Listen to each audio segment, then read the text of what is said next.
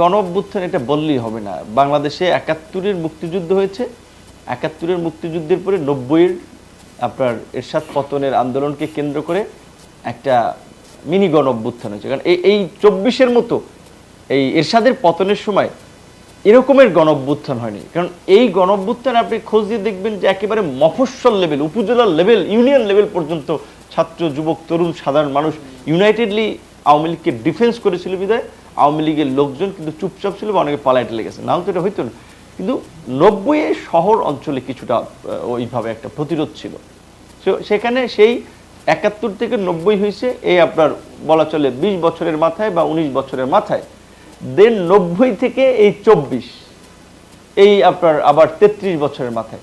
কাজে গণ অভ্যুত্থান একটা রাজনৈতিক বক্তব্য বলা যায় যে গণ অভ্যুত্থান হবে, এই হবে, কিন্তু বাস্তবতা সেটা ভিন্ন।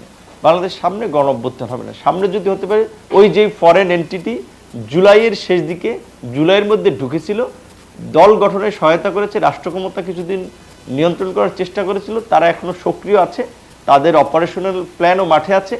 তারা যদি কোনো অঘটন করে সেটা বাংলাদেশে হতে পারে। আমরা যেটা নির্বাচনের ইন্টারিম গভর্নমেন্টের আগেও বলেছি, এখনও বলছি যে এই মুহূর্তে বাংলাদেশকে সেভ করার জন্য বিএনপির বিকল্প কিছু নাই, যেই কারণে আমরা বিএনপির সাথে অ্যালায়েন্সে আছি। এবং সত্যিকার অর্থেই বিএনপি যতদিন এই দেশকে সঠিক পথে রাখার জন্য আপনার সঠিক পলিসি নিয়ে আগে, আমরা ততদিন বিএনপির সাথে থাকবো।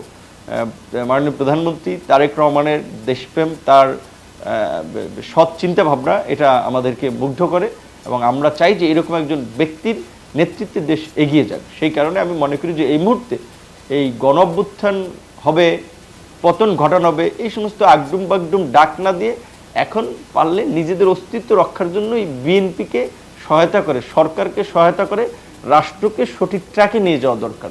এই যে ইন্টারিম গভর্নমেন্টের সময় মার্কিন যুক্তরাষ্ট্রের সাথে বাংলাদেশের বাণিজ্য চুক্তি হয়েছে, এই চুক্তির জন্য অনেকে বিএনপিকে সমালোচনা করে। এই চুক্তি কি বিএনপি করেছে?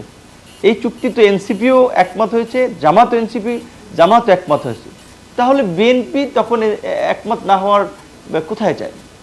তখন নির্বাচনের আগের মুহূর্তে তো বিএনপি একটা পাওয়ার, মানে আপকামিং পাওয়ার পার্টি, তার অতীতে পাওয়ারে ছিল, তারা পাওয়ারের জন্য না হয় ধরলাম তারা কিছু জায়গায় ছাড় দিতে পারে। জামাত কিংবা এই যে গণ অভ্যুত্থানের মধ্যে দিয়ে গড়ে দল এনসিপি তো বিপ্লবী দল, তারা কিভাবে এটা কম্প্রোমাইজ করলো? এই দেশে ক্ষমতায় যাওয়ার জন্য দেশ বিক্রি করতে অনেকেরই দ্বিধা আসলে হয় না। এটার তো নমুনা সবচেয়ে যে যারা এত বড় বড় কথা বলে, সেটা আমরা মার্কিন যুক্তরাষ্ট্রের চুক্তি নিয়ে দেখেছি। বিরোধী দল এত কথা বলে এটা জুলাই নিয়ে, আপনার এই যে জুলাই সনদ, গণভোট, এগুলো নিয়ে এই যে জেলায় জেলায় বিভাগে বিভাগে সমাবেশ করতে, কই তাদের একটা সমাবেশে তো মার্কিন যুক্তরাষ্ট্রের চুক্তি নিয়ে আমরা বক্তব্য দেখি না। এরকম অনেক ইস্যু আছে, ওইগুলো নিয়ে কিন্তু কথা বলে না। ওইখানে ক্ষমতায় যাওয়ার জন্য মানে সেজদা দিতে, মাথা বিক্রি করতে কিন্তু সবাই মানে একমত থাকে।